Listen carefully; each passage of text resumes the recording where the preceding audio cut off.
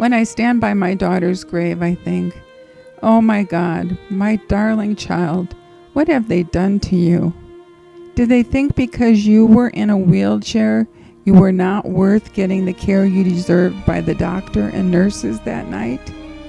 Did they even care that you were someone's daughter, granddaughter, niece, cousin, and friend, and that if something happened to you, lives would be destroyed and dreams dashed?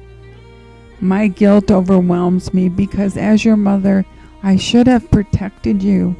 But they said you were an adult and no one called and I didn't know.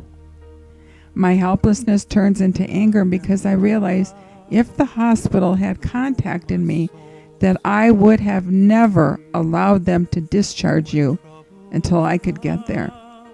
No one called and I didn't know. When the shock subsides and I realize what they have done to you, I start looking for help. But there is none because in the state of Florida, there are restrictions on damages in medical negligence, wrongful death claims. When a person over the age of 25, unmarried, and no dependent children, no one can prosecute for justice. My daughter went to an emergency room in Florida for help and found death. She entered this Florida ER at 12:30 a.m., fully conscious, and left at 4:07 a.m., so unresponsive that she could not sign herself out. She died somewhere between 4 and 5 that morning. Her death certificate states she died of a drug overdose, but they forgot to write at the hands of the ER. Deanna was 27 years old, severely deformed by scoliosis, with respiratory difficulties requiring oxygen therapy. She was wheelchair bound. But after college graduation, it was Deanna's dream to work for Disney, which is what took her to Florida a year and a half prior to her death. On August 13, 2007, Deanna was driven to the hospital by a friend complaining of an acute pain in her lower back. X-rays were taken of the lower back, and she was diagnosed with an acute strain in the lumbar area.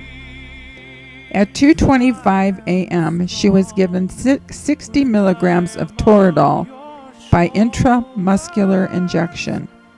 Toradol has been researched to find that patients with renal issues should be given this drug with caution. Deanna has a history of renal issues which were stated in the hospital medical records, and that was overlooked. She was also given 60 milligrams of Norflex, a muscle relaxant, to a girl with severe muscle weakness who is in a wheelchair. At 3:31 a.m., she was given 5 milligrams of Percocet orally, followed by 4 milligrams of Zofran under her tongue for nausea. Records confirm that these high-dose sedatives were administered in a matter of just over an hour, obviously foregoing any dose adjustment process. To Deanna, who is only 50 inches tall and weighing approximately 115 pounds, resulting in an overdose. The autopsy showed that her lungs were severely congested, most probably pneumonia.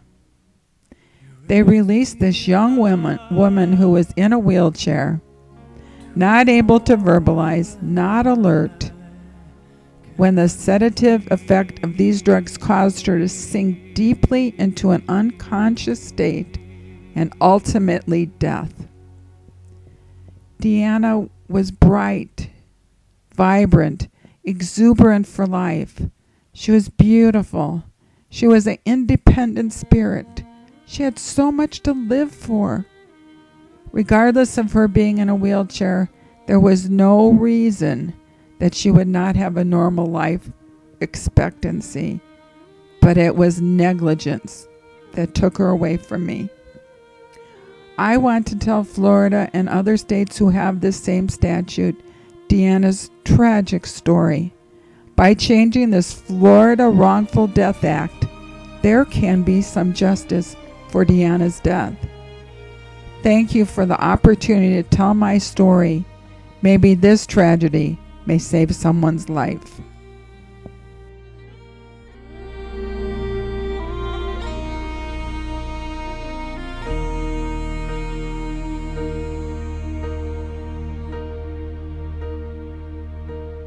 When I am down and oh my soul so weary, when troubles come and my heart burdened be, then I am still and wait here in the silence until you come and sit